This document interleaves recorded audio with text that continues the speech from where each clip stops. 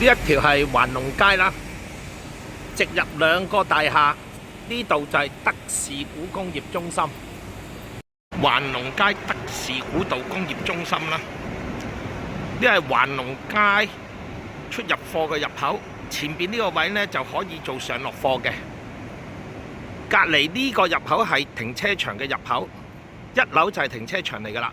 就泊喺呢個路口嗰度落貨，然後經呢條斜路呢，就推返入嚟貨倉呢度。呢度係第一個入口，後面係第二個入口。咁最尾嗰度呢，就係呢個德士古道嘅出口。嗱，呢個就係入寫字樓嘅入口。而家呢度呢，就係入儲存地廠嘅入口。嗱，我哋而家由第一個入口入去睇睇成個環境係點樣啦。嗱，呢度係一個盡頭，周圍嘅環境係咁樣。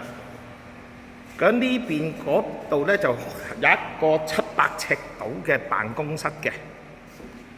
咁我哋喺一個最角落個位置影晒呢個地廠啦。佢個高度呢係14尺半嘅。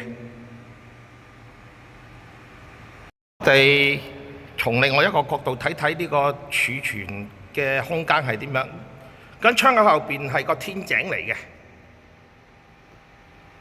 嗱，我哋從另外一個入口睇睇個辦公室係點樣嘅。咁呢度係個玄關位啦。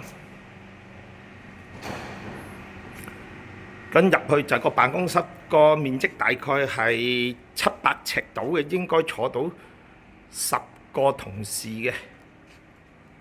嗱，呢度其中一邊，呢度另外一邊。咁呢仲有兩個獨立嘅房間嘅，呢度一個大少少嘅，有80尺左右啦。咁另外呢邊有一個細啲嘅房間嘅，咁樣大概係40零尺啦。辦公室出去呢，就係正話儲存嘅地方嘅空間位置啦。咁呢度轉出去呢，首先會見到兩格廁所啦。嗱，廁所呢度出返去呢，就係天井位嚟㗎啦。咁呢度係一個入口，咁嗰邊另外有一個入口嘅，即係打通㗎啦。嗱，呢個地廠呢，總面積係5345尺，而家已經交咗吉㗎啦。如果想睇廠呢，隨時聯絡經紀。